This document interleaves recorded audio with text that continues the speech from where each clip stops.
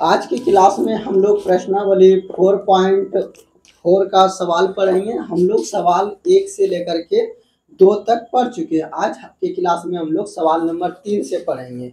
सवाल नंबर 3 क्या है, पहले हम लोग उसको समझ लेते हैं। क्या कहता है कि क्या एक ऐसी आम की बगिया मतलब बगीचा बनाना संभव है जिसकी लंबाई चौड़ाई से दुगुनी हो। अब यहाँ से एक बात आप लोग नोट करते जाएंगे कि ये मान लीजिए कोई बगिया है, ठीक है, ये बगिया है। कहता है कि बगिया की जो है चौड़ाई लंबाई जो है चौड़ाई से दुगुनी। आप लोग जानते हैं कि ये बी हुआ और ये अल हुआ। अगर यदि बी बराबर एक्स है तो अल बराबर कितना हो जाएगा, लंबाई का दुगुनी यानी 2x।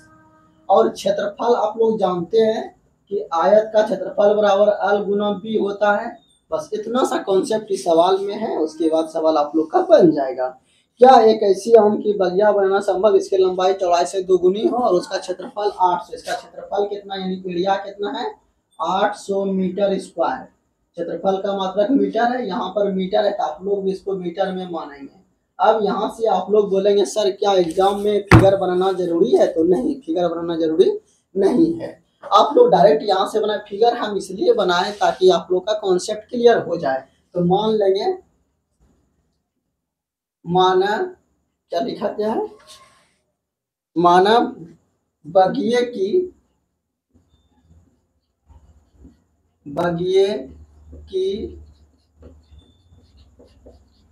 चौड़ाई बराबर कितना मान लेते हैं, x मीटर। इसीलिए बगिया की लंबाई कितना निकल जाएगा। तो सवाल ने दे रखा है कि लंबाई जो है वह चौड़ाई का दुगुना है। अगर यदि आपने चौड़ाई x माना तो लंबाई कितना हो जाएगा बच्चों, 2x मीटर। अब डायरेक्ट हम लोग प्रश्न से आ जाएंगे। क्या जाएंगे, प्रश्न से। प्रश्न क्या कहता है, अब यहाँ पर आप लोग देखेंगे अगर यदि इसका बच्चों क्षेत्रफल निकालेंगे तो अभी समझने के लिए हम लोग यहाँ पर क्षेत्रफल लिख देते हैं। अगर यदि क्षेत्रफल निकालेंगे तो आप लोग जानते हैं कि क्षेत्रफल बराबर सूत्र क्या होता है, देखिए लंबाई गुना चौड़ाई होता है ना। चौड़ाई यानी चौड़ाई कैसे कर दीजिए, शॉर्ट में लिख देते हैं। अब देखो बच्चों क्षेत्रफल आप लोग का मालूम है कितना, 800 मीटर। तो इसके स्थान पर 800 लिख देंगे बराबर लंबाई का वैल्यू कितना बच्चों, 2x, तो 2x लिख देंगे। चौड़ाई का वैल्यू x है तो x लिख देंगे। तो इस तरह से हम लोग देख रहे हैं कि लंबाई ये हो गया और चौड़ाई ये हो गया।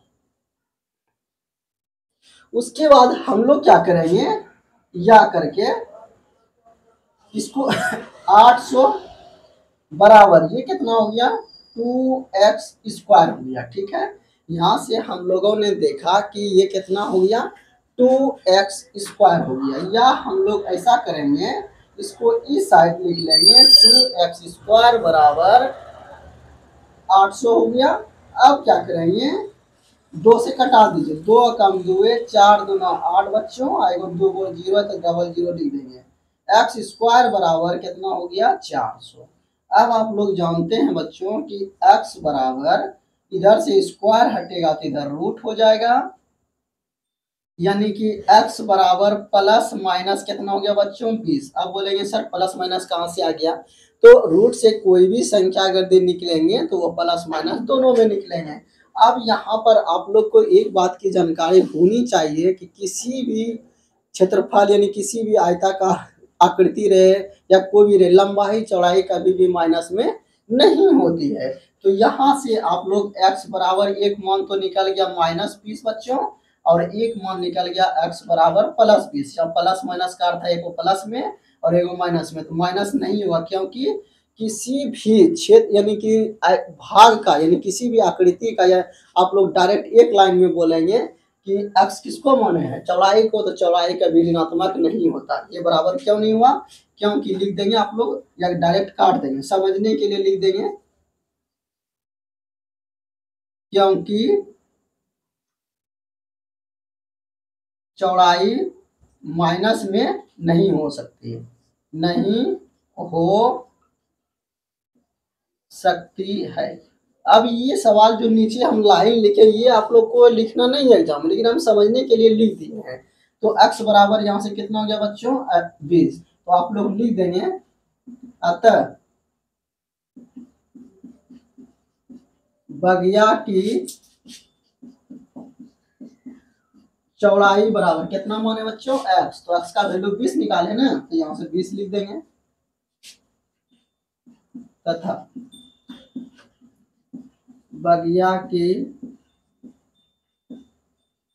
लंबाई कितना है 2x, तो 2x का वैल्यू 20 कितना हो गया बच्चों 40 मीटर। ठीक है, तो ये आप लोग का सवाल हो गया। तो सवाल हम लोग पहले यानी सवाल नंबर 3 को हम लोग बना लिए। अब हम लोग सवाल नंबर 4 बनाएंगे, आप लोग उतारेंगे। सवाल नंबर 4 क्या है बच्चों, तो हम लोग पहले सवाल नंबर 4 को समझ लेंगे। क्या है कि क्या निम्न स्थिति संभव है, यदि है तो उनकी वर्तमान आयु ज्ञात करें। क्या है सवाल, दो मित्र की आयु का योगफल 20 वर्ष है। दो मित्र की आयु का योगफल 20 वर्ष है। 4 वर्ष पूर्व उनकी आयु का गुणनफल 48 है। सवाल क्या है आप लोग समझ लेंगे। दो मित्र है, मान लेते हैं कि दो मित्र, एक राम है और एक मान लीजिए श्याम है। दोनों मित्र की आयु का योगफल जो है बच्चों वो कितना दे दिया आप लोग को 20 वर्ष है। कितना है 20 वर्ष है। अब हम लोग क्या करेंगे, कहता है उनकी आयु का गुणनफल 48 है। उनकी आयु का गुणनफल कितना है 48 है, यानी कि राम की आयु राम गुना श्याम, ये आप लोग का कितना दे दिया गया है 48 दे दिया गया है। तो आप लोग से पूछा जा रहा है, तो आपसे पूछा जाए उसकी वर्तमान आयु क्या होगा। तो यहाँ से हम लोग इसको दो नियम से बच्चों बना सकते हैं। यहाँ से हम लोग देखेंगे कि अगर यदि राम और श्याम दोनों की आयु का योगफल 20 है, अगर यदि बच्चों राम 10 साल का होगा तो श्याम कितना साल का होगा, आप लोग बोलेंगे 20 में 10 घटा दीजिए सर जी 10 वर्ष का होगा। अगर यदि बोलेंगे राम 5 साल का है तो श्याम कितने साल का होगा, तो आप लोग बोलेंगे 20 में 5 घटा दीजिए यानी 15 साल का। यानी दोनों की आयु का योगफल हमेशा 20 होना चाहिए। तो हम लोग क्या करेंगे, इसमें से किसी एक की आयु को मान लेंगे। क्या मानेंगे, माना कि क्या है, दो मित्र है ना, मित्र का नाम आप लोग को नहीं दिया गया इसीलिए इसमें पहले लिख लेंगे आप लोग। पहले मित्र, माना पहले मित्र की आयु बराबर x वर्ष मान लेते हैं, इसीलिए दूसरे मित्र की आयु बराबर कितना हो जाएगा, दोनों की आयु का योगफल 20 है। अगर यदि ये x है तो ये कितना होगा बच्चों 20 माइनस एक्स। ठीक है, 20 माइनस एक्स वर्ष हो गया।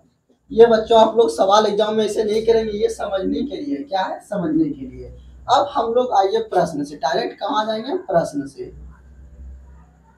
प्रश्न से बच्चों जैसे आएंगे तो आप लोग को मालूम है कि दोनों की सर आयु को गुणनफल करेंगे तो 48 पूरेगा। तो यहाँ से बच्चों x गुना 20 माइनस एक्स बराबर कितना हो जाएगा 48। ठीक है, आप लोग का एग्जाम के यानी सवाल दिया हुआ था किताब में कि दोनों की आयु का गुणनफल जो 4 बरस पूर्व बोल रहा है। क्या बोल रहे हैं बच्चों, 4 बरस पूर्व उनकी आयु का गुणनफल। अब यहाँ से हम लोग क्या करेंगे, ये पहले मित्र की वर्तमान आयु, हमेशा आयु जब भी मानिए, थोड़ा मिस्टेक हो गया था यहाँ पर, आप लोग यहाँ से भी एक लाइन काट लेंगे। तो 4 बरस पूर्व आयु का गुणनफल बोल रहा है। तो अब आप लोग 4 बरस पूर्व है, दोनों में 4 घटेगा, 4 बरस पूर्व उनकी आयु का गुणनफल। अब यहाँ पर बच्चों सोचो, अभी अगर यदि पहला मित्र अगर यदि x बरस का है तो 4 बरस पहले कितना होगा, देखिए 4 बरस पहले कितना होगा, 4 वर्ष पहले पहले मित्र की आयु। अब यहाँ से आप लोग एक चीज यहाँ पर वर्तमान आप लोग जोड़ सकते हैं, या तो ऐसे भी वर्तमान हमेशा रहता ही है। तो यहाँ से बच्चे सोचो कि अगर यदि किसी का उम्र अभी मान लीजिए 10 साल है तो 4 साल पहले कितना होगा 6 साल का, यानी कि 4 साल घटा दिए। अगर यदि किसी का उम्र x बरस है तो 4 साल पहले कितना होगा x माइनस 4। अब देखिए दूसरे मित्र की आयु 4 वर्ष पहले, 4 वर्ष पहले पहले दूसरे मित्र की आयु बराबर कितना हो जाएगा बच्चों? देखो इधर 20 माइनस एक्स पहले से था, इसमें से आप लोग 4 बरस घटाएंगे तो 4 यहाँ से घटा दीजिए तो ये कितना हो गया? देखो तो 16 माइनस एक्स। अब आप लोग बोलेंगे सर यहाँ पर क्यों कर रहे हैं, यहाँ क्यों नहीं कर रहे हैं? ऐसा बच्चों बार बार लिखना, ऐसे अगर यदि सवाल बनाएंगे तो सवाल का नियम बनाने का जो है थोड़ा सा बेतुका हो जाता है। हम लोग क्या करेंगे, सवाल बढ़िया लगे बनाने में तो कुछ लाइन को अपने आप मन में ही कर लेंगे। तो यहाँ समझने के लिए हम ऐसे बता दिए, आप लोग अब प्रश्न से डायरेक्ट लिखेंगे बच्चों। अगर पहले मित्र की आयु x वर्ष तो 4 वर्ष पहले x माइनस 4, दूसरे मित्र की आयु 20 माइनस एक्स था तो 4 साल पहले कितना होगा? दोनों के आयु का गुणनफल कितना है? 48। ठीक है, अब यहाँ से आप लोग देखिए क्या करेंगे, x माइनस 4 ये हो गया बच्चों 16 माइनस एक्स बराबर कितना हो गया? 48। अब यहाँ पर देखिए, यहाँ पर आप लोग वर्तमान आयु लिख भी सकते हैं। अगर आप लोग को लगे कि सर वर्तमान आयु नहीं लिखे हैं तो आप लोग यहाँ पर वर्तमान आयु लिख भी सकते हैं। यहाँ पर लिख लीजिए दोनों में कितना था? पहले मित्र की वर्तमान आयु बराबर x बरस, ताकि आप लोगों को कंफ्यूजन नहीं हो। दूसरे मित्र की वर्तमान मतलब होता है अभी बच्चों वर्तमान आयु बराबर कितना माने थे? 20 माइनस एक्स बरस। ठीक है, अब तो कंफ्यूजन नहीं होगा। अब यहाँ से क्या करेंगे बच्चों, इसको इसके साथ गुना करेंगे 16x, फिर इसको इसके साथ माइनस एक्स स्क्वायर, फिर इसको इसके साथ 64 हो जाएगा, 16 गुना 4 64, फिर इसको इसके साथ करेंगे तो माइनस गुना माइनस प्लस हो जाएगा 4x बराबर कितना हो गया? 48। अब हम लोग क्या करेंगे, देखो यहाँ पर 16x और 4x कितना हो गया बच्चों? 20x, अब माइनस एक्स स्क्वायर, अब माइनस 64, इधर 48 प्लस में बटेगा 48 माइनस में बराबर हो गया 0। अब यहाँ से क्या करेंगे हम लोग, 20x माइनस एक्स स्क्वायर, दोनों का चिन्ह समान है तो जुटेगा, 8 4 12 करीब 2 नहीं, उसके बाद 6 4 10 से कितना हो गया? 11 हो गया, 6 4 10 से 11, फिर माइनस का चिन्ह हो जाएगा। अब हम लोग क्या करते हैं, इसको सीधा करके लिख देते हैं। क्या सीधा करके लिखेंगे? माइनस सब में कॉमन ले लीजिए। अगर तुम माइनस कॉमन लेंगे बच्चों तो ये हो गया, ये माइनस बोला था तो प्लस बन गया एक्स स्क्वायर, उसके बाद ये प्लस है तो माइनस बन जाएगा 20x, और ये माइनस है तो प्लस बन जाएगा 112 इक्वल टू 0। ठीक है, x square minus 20x plus 112, minus को ऊपर भेज दीजिए। ठीक है, तो 0 में कुछ भी करेंगे तो माइनस ऊपर भेज दिए तो 0 ही हो गया। अब ये कैसे 0 हो गया देखिए, यहाँ पर ऐसे था, इधर गुना में नहीं कुछ तो 1, इधर आएगा तो भाग में -1, तो 0 भगा समथिंग क्या हो जाएगा? 0 ही हो जाएगा। तो इसी सब का आप लोग ध्यान रखेंगे। अब यहाँ से देखो बच्चों, अगर यदि आप जैसे ही इसको बनाएंगे तो बी यहाँ पर अगर यदि इस समीकरण का अगर मूल चेक किया जाए, यानी इसका प्रकृति क्या होगा, तो आप लोग देखेंगे कि ये समीकरण का मान नहीं हम लोग निकाल सकते। आप बोलेंगे सर क्यों नहीं निकाल सकते हैं? क्योंकि हम देखें कि बी स्क्वायर माइनस 4ac जो है निगेटिव आ रहा है, और आप जानते हैं कि अगर यदि किसी भी द्विघात समीकरण का विवेक्तर यानी डी अगर यदि निगेटिव में हो तो उसका मान हम लोग नहीं निकाल सकते। पहले चेक कर लेंगे, तो डी बराबर है, यहाँ से निकालेंगे हम लोग तो इसका सूत्र होता है बच्चों बी स्क्वायर माइनस 4ac। तो इस पर रखिए आप लोग, ऐसे लाइन दीजिए। अब आप लोग जो है ये इधर नोट कर लिए, हम इधर मिटा दे रहे हैं।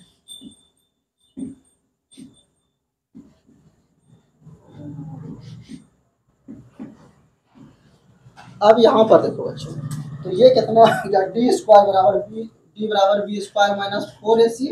अब देखो बी का मान कितना है, तो बी का मान निकालते हैं हम लोग यहाँ से, ये आप लोग का समीकरण है।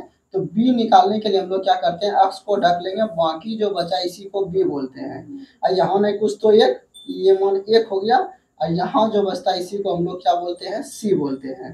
तो कितना हो गया? डी बराबर बी स्क्वायर, तो बी का मान कितना बच्चों? -20, तो -20 का स्क्वायर हो जाएगा -4, ए का वैल्यू 1 इंटू सी का वैल्यू देखो बच्चों 112 है, 112। ठीक है, यानी कि डी बराबर हो जाएगा ये 400, अब माइनस चौके कितना हो गया 448। अब यहाँ से आप लोग घटाएंगे तो डी बराबर -48 हो गया। तो चूंकि आप लोग लिखेंगे चूंकि डी इज लेस देन 0, यानी डी का मान जो है 0 से छोटा है, इसीलिए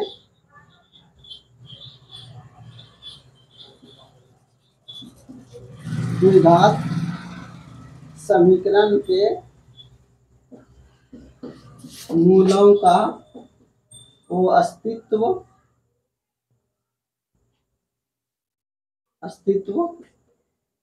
नहीं होगा। अब यहाँ से आप लोग देखेंगे जब द्विघात समीकरण के मूलों का अस्तित्व ही यानी अस्तित्व ही नहीं है तो आप लोग बनाएंगे कैसे? तो ये हम लोग समीकरण इसको नहीं बना सकते, बस इतना ही निकाल के छोड़ देंगे। आप लोग को सवाल में पहले ही बता दिया गया है कि क्या निम्न स्थिति संभव है, तो आप लोग नीचे लिख देंगे यह स्थिति संभव नहीं है, वो भी लिख देंगे। अतः यह स्थिति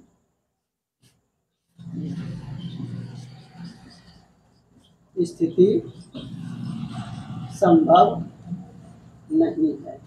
कौन सा स्थिति संभव नहीं है? ऐसा अगर भी प्रश्न आए तो ऐसे प्रश्न को हम लोग सोल्व नहीं कर सकते हैं, इसीलिए सवाल ने आप लोग से पहले ही पूछ लिया गया क्या यह स्थिति संभव है। तो हम लोग बिना बनाए सवाल को कैसे बताते, हम लोग बनाए तब पता चला कि यह स्थिति संभव नहीं है। तो यहाँ से आप लोग कोई भी द्विघात समीकरण बनाएंगे एक बार ये जरूर मन में चेक कर लेंगे कि यह द्विघात समीकरण बनेगा या नहीं, उसका गुणनफल होगा या नहीं, मूलों का मूल हम लोग निकाल पाएंगे नहीं निकाल पाएंगे। तो यहाँ से चेक करते हैं डी से निकाल के, डी बराबर बी स्क्वायर माइनस 4ac। तो इस तरह से हम लोगों ने सवाल नंबर 4 देखा। अब लास्ट सवाल है इस चैप्टर का, सवाल नंबर 5 उतारिए आप लोग। बच्चों सवाल नंबर 5 हम लोगों का क्या है, कहता है क्या परिमाप 80 मीटर और क्षेत्रफल 400 मीटर स्क्वायर के एक पार्क बनाना संभव है, यदि है तो उसकी लंबाई और चौड़ाई ज्ञात करें। हम लोग जानेंगे लंबाई और चौड़ाई, बच्चों ये पहले समझने के लिए है, आप लोग लिख लेंगे समझने के लिए कॉन्सेप्ट है ये, पहले इसको समझेंगे हम लोग क्या है। ये सब एग्जाम में नहीं लिखेंगे आप लोग। कहता है एक देखो लंबाई और चौड़ाई किस में होता है, तो आयत में होता है। मान लीजिए आयताकार पार्क है, कैसा है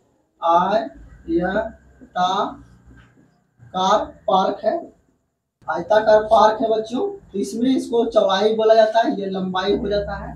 तो अब यहाँ पर दिया गया बच्चों कि पार्क का परिमाप जो है, परिमाप कितना दिया गया है 80 दिया गया है, ठीक है 80 मीटर, और क्षेत्रफल जो है वह कितना दिया गया है 400 मीटर स्क्वायर दिया गया है, 400 मीटर स्क्वायर दिया गया है, ठीक है। तो हम लोग क्या करेंगे, यहाँ पर देखिए परिमाप, तो इसका आयताकार पार्क यानी आयताकार जो भी भूखंड रहे या भूमि का टुकड़ा या कुछ भी रहे, उसका परिमाप बराबर बच्चों क्या सूत्र होता है, तो आप लोग बोलेंगे सर परिमाप बराबर सूत्र होता है 2 इंटू एल प्लस बी, ठीक है 2 इंटू एल प्लस बी होता है। उसके बाद ये परिमाप हो गया। और एक सवाल और बताइए बच्चों आप लोग, क्षेत्रफल बराबर सूत्र क्या होता है, तो आप लोग बोलेंगे सर लंबाई गुना चौड़ाई होता है, यानी क्षेत्रफल बराबर आयताकार भाग का क्षेत्रफल बराबर लंबाई गुना चौड़ाई, और परिमाप बराबर कितना होता है 2 इंटू एल प्लस बी। तो ये आप लोगों ने बेसिक कॉन्सेप्ट पहले आप लोग समझ लिए, तो अब सवाल बनाना आसान हो जाएगा।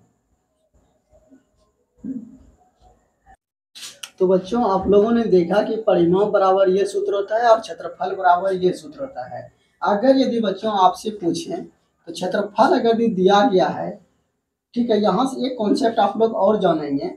अगर क्षेत्रफल बराबर बच्चों सूत्र होता है लंबाई गुना चौड़ाई, अगर यदि यहाँ से बच्चों हम लंबाई बराबर सूत्र पूछेंगे तो आप लोग बोलिएगा सर क्षेत्रफल बटे चौड़ाई हो जाएगा।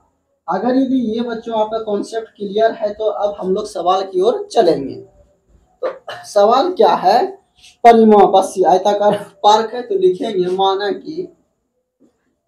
माना आयताकार पार्क की कर दीजिए लंबाई मान लीजिए, लंबाई चौड़ाई आप लोग स्वतंत्र है बच्चों। लंबाई बराबर कितना मान लेते हैं एक्स, सब मीटर में है तो मीटर में भी आप लोग मानेंगे मीटर में। इसीलिए आयताकार पार्क की चौड़ाई बराबर, आप लोग जानते हैं कि क्षेत्रफल बटे लंबाई, तो क्षेत्रफल बच्चों आप लोग का सवाल दिया हुआ है, सवाल में ही क्षेत्रफल 400 है, तो 400 बटे कितना हो जाएगा बच्चों x मीटर। अब बच्चों प्रश्न से आइए, प्रश्न से बच्चों अगर यदि आपसे पूछेंगे आयताकार भाग का परिमाण बराबर सूत्र बताओ। आयताकार पार्क का परिमाप बराबर प्रश्न से आयताकार पार्क का परिमाप बच्चों आप लोग को कितना दिया गया देखो तो 80 दिया हुआ है ना, तो 80 हम लोग लिख लेंगे, ठीक है। आयताकार पार्क का परिमाप 80 दिया हुआ है, इसको लिख लेंगे। अब अगर यदि बच्चों मान लीजिए ये नहीं रहेगा, मान लेते हैं ये अभी नहीं है, अगर यदि बच्चों पूछे आयताकार पार्क का परिमाप बराबर सूत्र क्या होगा, तो आप लोग बोलेंगे सर 2 × L + B होगा। इसके स्थान पर लिख सकते हैं बराबर 80 है तो 80 कर दीजिए आप लोग भी। अब बच्चों देखो 2 × L का बच्चों वैल्यू कितना है x, तो x लिख देंगे, प्लस b का वैल्यू कितना बच्चों देखो 400 बटे x लिख देंगे बच्चों बराबर 80। ये देखो बच्चों 2 × 2 है, ये कितना हो गया बच्चों 40। अब हम लोग क्या करेंगे x + 400 बटे x बराबर 40। अब यहाँ से देखिए, यहाँ नहीं कुछ तो एक एलसीएम लेंगे, x से 1 में भाग देंगे, यानी x में 1 से भाग देंगे तो x गुना x कितना हो जाएगा x² प्लस x से x में भाग देंगे 1 गुना 400 कितना हो गया 400 बराबर कितना हो गया बच्चों 40। अब यहाँ पर देखो, यहाँ नहीं कुछ तो एक कोना कोने गुना कर दो, ये हो गया x² प्लस 400 गुना 1, यही हो जाएगा x² प्लस 400 बराबर x गुना 40 कितना हो गया बच्चों 40x।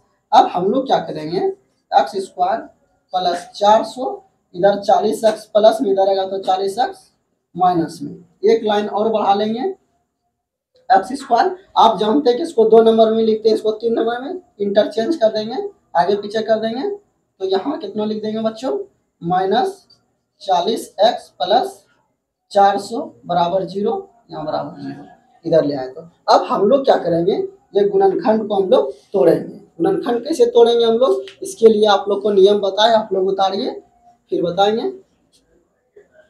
तो यहाँ पर देखो समीकरण हम लोग का कितना है बच्चों, देखो जरा एक बार लिख लेते हैं, यह है x² माइनस 40x प्लस कितना बच्चों 400 बराबर कितना है 0। गुणनखंड हम लोग कैसे निकालते हैं बच्चों, x² के आगे कितना है, यहाँ में कुछ तो देखो x² के आगे यहाँ में कुछ तो 1 है बच्चों, इसको और इसको गुना करेंगे, गुना करने के बाद कितना है बच्चों, तो आप लोग बोलेंगे सर 400 आया। 400 को बच्चों ऐसा लिख सकते हैं 20 गुना 20।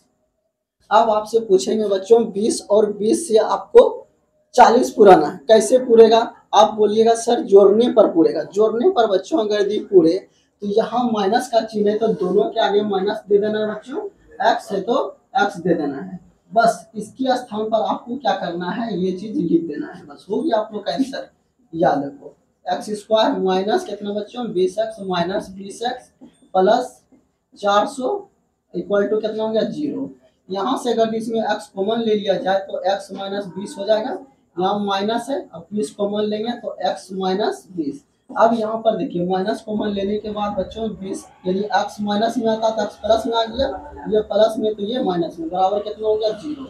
अब यहाँ से देखिए इसमें और इसमें क्या कॉमन मिल रहा है, x माइनस 20 मिल रहा है, तो x माइनस 20 ले लेंगे कॉमन, यहाँ बचेगा x माइनस 20 इक्वल टू 0।